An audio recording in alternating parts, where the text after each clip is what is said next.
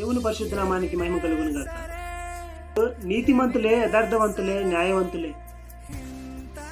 దేవుని ఎరిగిన వారే, దేవుని కొరకు జీవిస్తున్న వారే. కానీ ఎందుకయ్యో వాళ్ళ విశ్వాసం కోల్పోతుంది అంటే, దుష్క్రియకు తగిన ప్రతిఫలము శీఘ్రమే కలగకపోవుట చూచి మనుషులు హృదయపూర్వకంగా దుష్క్రియలు చేస్తున్నారంట. ప్రసంగి గ్రంథం 8వ అధ్యాయం 11 మాట రాయబడుతుంది. మంచివాడు సైతము ఇదిగో వాడు చెడ్డవాడు వాడు దీర్ఘాయుష్మంతుడిగా జీవిస్తున్నాడు, ఆస్తులు అంతస్తులు బంగారం వెండిని సంపాదించుకుంటున్నాడు, అన్యాయంగా అక్రమంగా సంపాదిస్తున్నాడు.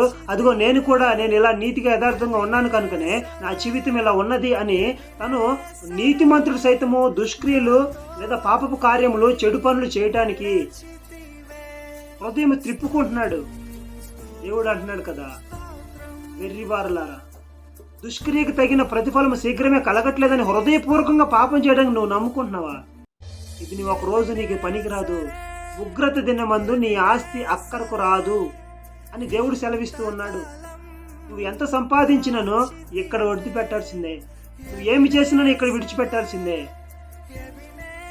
అయితే నీతిమంతుడు నీతిమంతునిగానే ఉండాలి, యథార్థవంతుడు యథార్థవంతుడిగానే ఉండాలి. పాపాత్ముడు పాపం చేస్తున్నాడని, పాపం ద్వారా వచ్చిన సంపాదిస్తున్న సంపాదన ఉందని చెప్పి నువ్వు కూడా ఆ సంపాదన కొరకు పరిగెత్తు. ధనాపేక్ష సమస్తమైన కీడులకు మూలము. వాటిని పొందగోరు వారంట, వారిని పొందగోరు ఆశించారు, వారిని వారే పొడుచుకొని చనిపోయారు.